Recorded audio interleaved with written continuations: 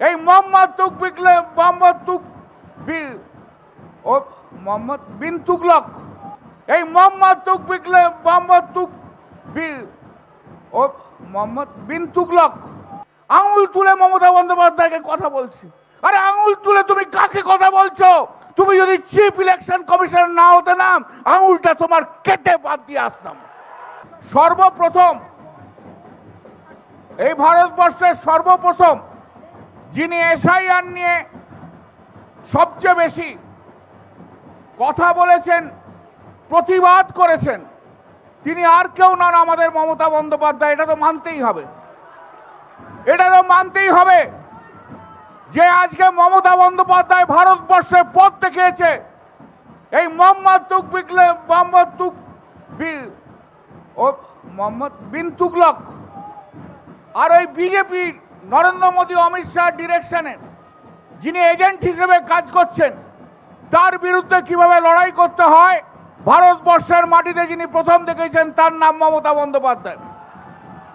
আমার মঞ্চ থেকে বলতে দ্বিধা নেই, যদি গোটা ভারতবর্ষের সমস্ত বিরোধী দলের নেতারা শুধু কিছু না, মমতা বন্দ্যোপাধ্যায়ের পাশে থেকে ভারতবর্ষের সমস্ত মানুষের কাছে এই বার্তাটা পৌঁছতো যে এসআইআর হচ্ছে ভারতবর্ষের মানুষের গণতান্ত্রিক পদ্ধতির ওপর বড় আঘাত, আমার মনে হয় সেটা ভারতবর্ষের একটা ইতিহাস তৈরি হতো। কিন্তু ইতিহাস তৈরি করেছেন আমাদের নেত্রী, আমাদের দিদি, আমাদের সবাইকার প্রিয় মমতাদি, যার আন্দোলন থেকেই জীবন শুরু, সেই 1984 সাল থেকে যাকে দেখতে দেখতে আসছি, যিনি আন্দোলনের মধ্যে দিয়ে এসছেন, মানুষের কথাবার্তা বলার জন্য এসছেন, যিনি প্রথম, যার জন্য আজকের এই যে নির্বাচন কমিশন এত বড় বড় কথা বলে যাচ্ছেন, যার জন্য আন্দোলন, সেই হচ্ছে ভোটার আইডেন্টি কার্ড নিয়ে যিনি আন্দোলন করেছিলেন এবং 21শে জুলাই 1993 সবাইকার কাছে সেটা জানা আছে। ভারতবর্ষের প্রথম, আজ যদি সেদিনকে জুলাই মাসে 1993 সালে মমতা বন্দ্যোপাধ্যায় যদি আন্দোলন না করতেন, যদি আমরা আমাদের 13 জন সাথীকে এই কলকাতার রাস্তায় যদি না হারাতাম, ভারতবর্ষের নির্বাচন নিয়ে কি এতটা কনসার্ন থাকতো? না ভারতবর্ষের নির্বাচনে আইডেন্টিটি কার্ড আসতো, না ভারতবর্ষের নির্বাচনে স্পেশাল ইন্টেন্সিভ রিভিশন হতো, না ভারতবর্ষে বছরে 4 বার করে রিভিশন হতো। যিনি করেছেন তাকে মনে রাখতে হবে। আপনি আজকে এসছেন নির্বাচন কমিশনে 1 বছর 1.5 বছর, আপনি এসছেন অমিত শাহের দয়ায়, আপনি এসছেন, আপনি কোঅপারেটিভের সেক্রেটারি ছিলেন, কমিটিতে আমার সামনে আপনি অ্যাপিয়ার করেছিলেন। আপনার জ্ঞান কত আছে আমার জানা আছে, আপনি কত জ্ঞানী লোক। সেদিনকে তো আপনি রাস্তা পাচ্ছিলেন না খুঁজে, যখন কমিটির সামনে দাঁড়িয়ে বসেছিলেন, সেদিন কিন্তু আইনি ব্যাখ্যাটা আমি দিয়েছিলাম, কিন্তু আপনি কিছু জানেন না। আপনি একটা গোয়ার গোবিন্দ লোক। আপনি অমিত শাহের কথা অনুযায়ী চলছেন, যা বলছেন তাই করছেন। আমি জীবনে অনেক লোক দেখেছি। আমি লাস্টের দিকে দিদিকেও বলছিলাম যে কি হবে, দিদি বলে চলো।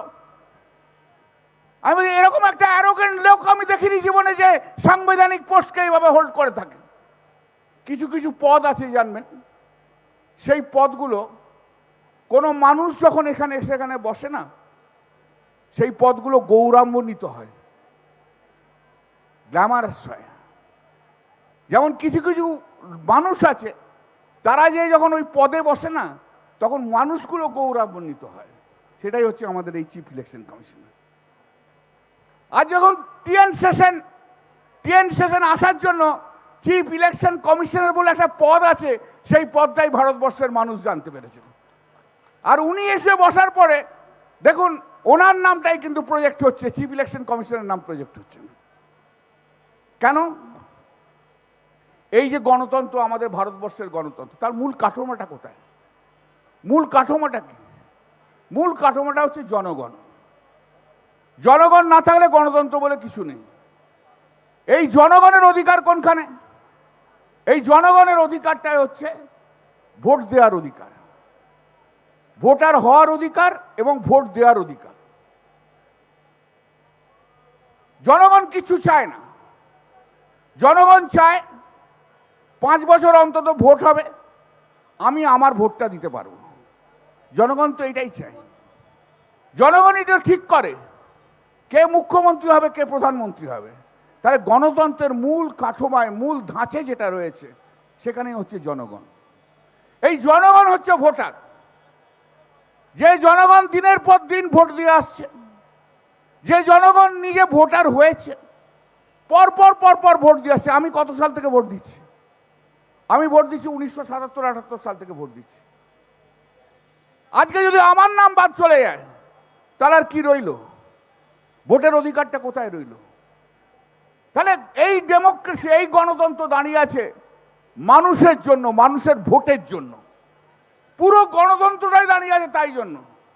সেই গণতন্ত্রে যারা আঘাত দিচ্ছে সেটা হচ্ছে Narendra Modi, Amit Shah, chief election commissioner. এই গণতন্ত্রের মূল কাঠামো, মূল জায়গা ভারতবর্ষের সংবিধান কি? ভারতবর্ষের সংবিধানের মূল কাঠামো হচ্ছে মানুষ। সেই মানুষই যদি না থাকে, কিসের দাম এই গণতন্ত্রে? কি হবে এই গণতন্ত্র? গণতন্ত্র একটা তো জাস্ট একটা কথা হয়ে দাঁড়াবে। মিনিংফুল গণতন্ত্র করতে গেলে প্রতিটি মানুষকে ভোটের অধিকারটা দিতে হবে, যে অধিকারের লড়াই মমতা বন্দ্যোপাধ্যায় 1993 সালে করেছিল। আজও আমি সেদিনেরও সাক্ষী, আমি আজকেও সাক্ষী যে এই গণতন্ত্রের জন্য যে লড়াই, যার কনসিস্টেন্ট লড়াই রয়েছে মানুষের ভোটের অধিকার নিয়ে, যিনি করে গেছেন সবসময়, তার নাম মমতা বন্দ্যোপাধ্যায়। ভারতবর্ষের কোনো নেতা নেত্রী করেনি। ভারতবর্ষের কোনো নেতা নেত্রী করেনি। মানুষের কি ভোটের অধিকার, মানুষের কি অধিকার, মানুষ কতটা ভোট দেবে, প্রথম আওয়াজ তুলেছিল মমতা বন্দ্যোপাধ্যায় 1993 সালে। আমার এখনো মনে আছে, দিদি যদি মনে করতে পারে বলবে, 1984 সাল থেকে 1989 সাল, যখন দিদি যাদবপুরের, আপনি তখন এই মার সাংসদ ছিলেন, আপনি একদিন ডেকে বললেন আমাকে, করলেন আমার একটা চিঠি ড্রাফট করে দাও, ভোটার লিস্ট দিয়ে একটা দেখি তুমি লেখো, একটা লেখো তো। আমি প্রথম চিঠি যেটা লিখেছিলাম দিদির জন্য সেটা হচ্ছে ভোটার লিস্ট নিয়ে। মমতাদি শুধু 93 নয়, 89 অনেক আগে থেকে, যবে থেকে সাংসদ হয়েছে তারপর থেকে concern about the voters right. এবং তারপর দিয়ে মমতাদি পার্লামেন্টে সেটা লড়াই করেছিলেন। পরবর্তীকালে সংবাদে এসেছিল, মমতাদি লিখেছিলেন, শুধু আইনের দিকগুলো আমি তুলে দিয়েছিলাম, বাকিটা দিদির কথা দিদির মতো করে বলেছে, দিদির মতো করে লিখেছে। কিন্তু কানেক্টেড যে আইনের প্রভিশন, তা কনস্ট্যান্ট একটা মানুষ, যে মানুষ ভারতবর্ষের বুকে দাঁড়িয়ে, পশ্চিম বাংলার বুকে দাঁড়িয়ে গণতন্ত্র রক্ষা করার জন্য, গণতন্ত্র যাতে বিপন্ন না হয়, মানুষের অধিকার, সাংবিধানিক অধিকার যাতে ছিনিয়ে নিয়ে না যায়, যে লড়াই করছেন তার নাম মমতা বন্দ্যোপাধ্যায়। আমরা মানব না এই জিনিস, আমরা মানব না।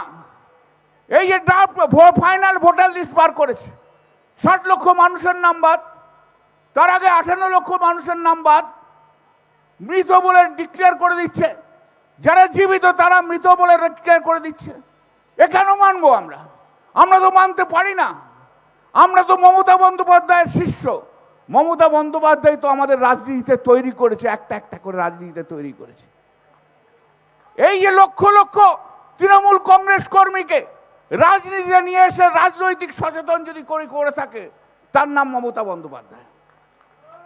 ভারতবর্ষের কোনো নেতা নেই, ভারতবর্ষের কোনো নেতা নেই যে নেতা এত তার রাজনৈতিক কর্মী তৈরি করতে পেরেছে ভারতবর্ষে। একা একা একা, কোনো ব্র্যান্ড নিয়ে নয়, কোনো ন্যাশনাল পার্টির ব্র্যান্ড নিয়ে নয়, শুধু মমতা বন্দ্যোপাধ্যায় বলে এত নেতা তৈরি হয়েছে, এত কর্মী তৈরি হয়েছে। সেই মানুষটা যখন চিফ ইলেকশন কমিশনের কাছে গেল, আমি তো সেদিন ছিলাম, কি দুর্ব্যবহার মমতাদির সঙ্গে করেছে আপনারা কেউ ভাবতে পারবেন না। আঙুল তুলে মমতা বন্দ্যোপাধ্যায়কে কথা বলছে। আরে আঙুল তুলে তুমি কাকে কথা বলছো? তুমি যদি চিফ ইলেকশন কমিশনার না হতে নাম, আঙুলটা তোমার কেটে বাদ দিয়ে আসতাম।